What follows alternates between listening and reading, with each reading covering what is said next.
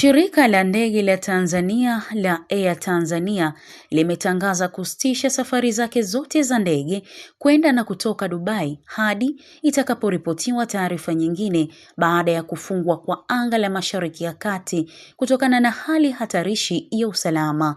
Uamuzi huo umetolewa kwa sababu ya mzozo wa kijeshi uliokuwa kati ya Israel na Iran ambao umeongeza hatari katika anga za nchi za Ghuba na eneo zima la Mashariki ya Kati. Mapigano hayo yaliibuliwa baada ya Israel na Marekani kushambulia maeneo ya kijeshi ya Iran na Iran kujibu kwa kuzipiga kwa makombora na ndege zisizo na rubani drones maeneo mbalimbali, ikiwa ni pamoja na baadhi ya nchi za Ghuba, hali iliyosababisha anga za nchi kadhaa kufungwa ikiwemo Iran, Israel, Iraq, Jordan, Qatar na Umoja wa Falme za Kiarabu, jambo lililosababisha kusitishwa kwa shughuli za usafiri wa anga ikiwemo Dubai na Doha.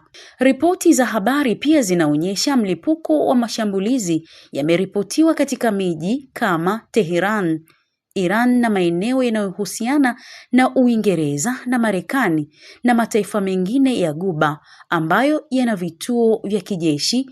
Haya yote yametoa hofu na hatari ya ajali au vurugu angani, hali iliyochukuliwa kwa uzito na mamlaka za anga. Katika hali hii isiyotabirika, nchi nyingi zimefunga anga zao mara moja kama hatua ya tahadhari.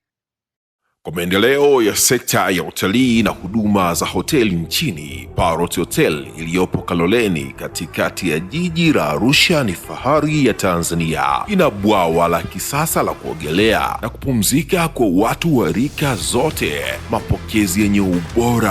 Hapa utapata kahawa safi na vinywaji baridi vya kila aina, lifti za kisasa za kupeleka kwenye floor 13 zenye vyumba zaidi ya 100, vyumba vya kulala vyenye mazingira salama na tulivu, vyenye joto la upendo na baridi ya starehe, kumbi za mikutano zenye vifaa vya kisasa, mazungumzo ya kitaifa na kimataifa, sehemu nadhifu ya chakula yenye kuleta hamu, vyakula vyenye viwango vya ubora wa afya. Baada ya uchovu wa kutwa nzima, kuna baa ya kipekee kwa jioni yako ya kukumbukwa. Karibu Parrot Hotel kuonja ladha mpya ya maisha.